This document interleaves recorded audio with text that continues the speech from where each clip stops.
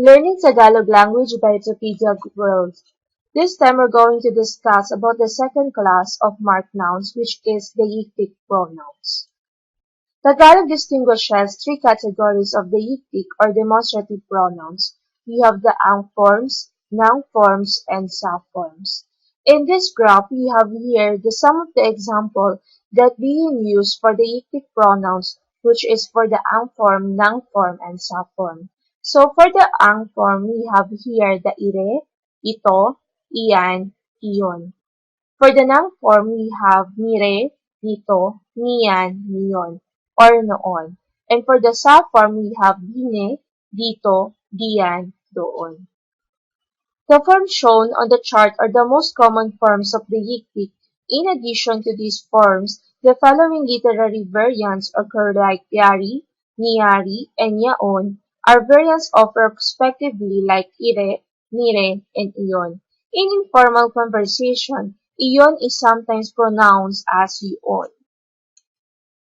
English distinguishes only two categories of deictic pronouns. We have the this and that. Each of the English categories corresponds to two Tagalog categories. We have this to both ire and ito, that to both iyan and iyon. Some Tagalog speakers use ire and ito interchangeable to refer to things close to the speaker approximately within arm's reach.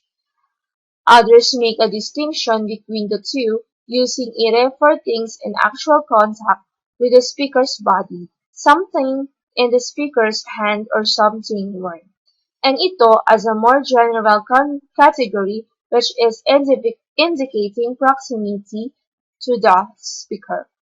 Still others, possibly a majority of educated Manila speakers, use ire rarely or not at all. A much more consistent distinction is made in the case of iyan and iyon. Iyan is used to refer to things close to the persons addressed approximately within arm's reach, and less close to the speaker, while iyon is used to refer to things close neither the speaker nor the person addressed. As the chart shows, iyon has two noun forms, niyon and noon, and these forms are free alternate thus, uminom niyon ang bata. Uminom noon ang bata. The child drank some of that.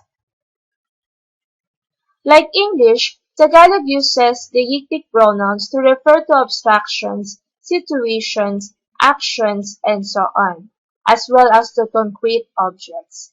In these cases, the choice of the deictic category is a matter of psychological proximity, whether the abstractions and so on, and is felt to be closely identified with the speaker, with the hearer but not the speaker or with neither.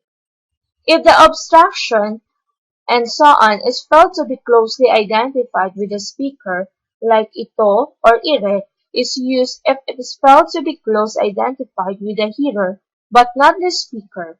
Iyan is used if, as it perhaps most often the case, it is felt to be closely identified with neither the speaker nor the hearer. Yon is used. Some examples are we have here, mahirap kalagayan ire, mahirap na kalagayan ito, mahirap na kalagayan iyan, mahirap na kalagayan iyon, which is, this is difficult situation, which is for the ire and ito. That is a difficult situation, which is for iyan and iyon. Mabuting idea, ire. Mabuting idea, ito. This is a good idea. Mabuting idea iyan. Mabuting idea iyon. That is a good idea. The Tagalog deictic may be used to refer to people, in which case as in certain other cases. They must often be translated this one or that one in English. For example, we have here, maglalaba ito. Magpaplansya iyon. This one will wash. That one will iron. Sometimes, A deictic particular ion is used in contexts in which English would normally use a personal pronoun. For example, we have here, nakita ko si Linda, maganda iyon. I saw Linda, she's beautiful. Nakita ko si Ben, guwapo iyon. I saw Ben, he's handsome.